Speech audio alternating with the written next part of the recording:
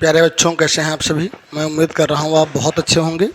आज प्रश्नावली 1.1 का ये 5वां भाग है, जिसमें हम हल करेंगे सवाल नंबर 6 को। देखो यहाँ इसमें क्या कहा गया है कि आप व्याख्या कीजिए, यानी समझाइए कि ये संख्या जो लिखा है यहाँ गुणनफल के रूप में, और ये संख्याएँ भाज्य संख्या हैं तो क्यों हैं, ये बताना है आपको। तो पहले हम इसको देखते हैं, इसको हल करते हैं। क्या है 7 गुणे 11 गुणे 13 और प्लस का 13।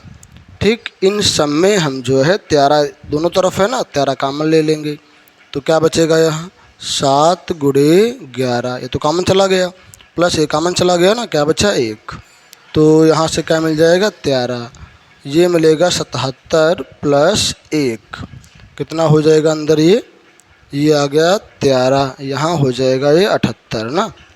तो कितना आया, ये मिल गया 13 गुणे 78।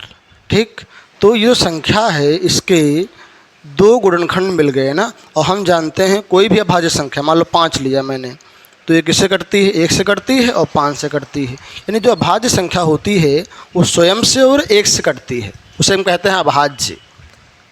और अगर इसके इन दो के अलावा कोई और गुणनखंड बन जाएं तो वो क्या होगी, भाज्य होगी। तो यहाँ आप देख रहे हैं जो संख्या आपको दी गई थी ना, ये इसके वो यानी एक और संख्या को छोड़ के दो और गुणनखंड आ रहे हैं, इसलिए यह क्या होगी, यह एक भाज्य संख्या है।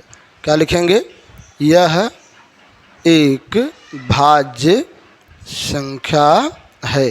क्यों भाज्य है, क्योंकि यहाँ पे ना 2 से अधिक गुणनखंड है ना, क्योंकि इसके अभाज्य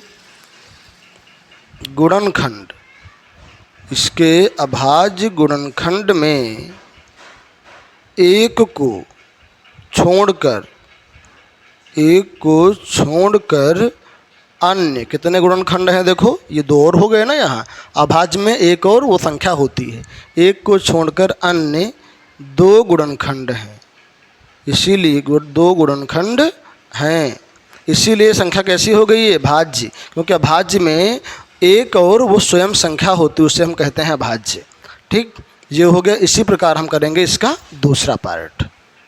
देखो इसका हमारा दूसरा पार्ट क्या है, उसमें हमें संख्या क्या दी गई है, यहाँ से संख्या दी गई है 7 गुणे 6 गुणे 5 गुणे 4 गुणे 3 गुणे 2 गुणे 1 प्लस 5। इसे बताना है कि ये भाज्य है। बिल्कुल सेम करेंगे। अच्छा, आपको क्लियर दिखाई नहीं पड़ रहा होगा।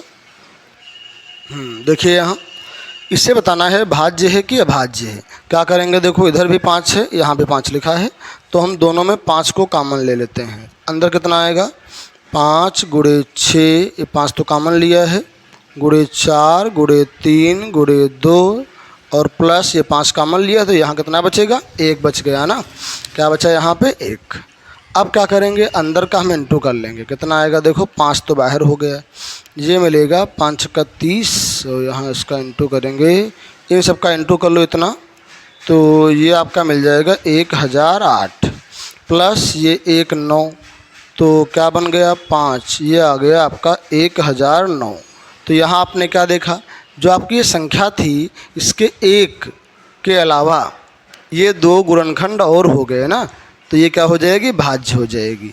यहाँ भी हम लिखेंगे यह भी एक भाज्य संख्या है, यह भी एक भाज्य संख्या है, क्योंकि इसके भी अभाज्य गुणनखंड में एक के अलावा 2 गुणनखंड और हैं, इसीलिए कैसी है, ये भाज्य है।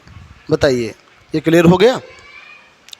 ठीक, समझ गए होंगे ये भाज्य क्यों है। ठीक, फिर मिलते हैं कल एक नई वीडियो के साथ में। आज के लिए इतना ही।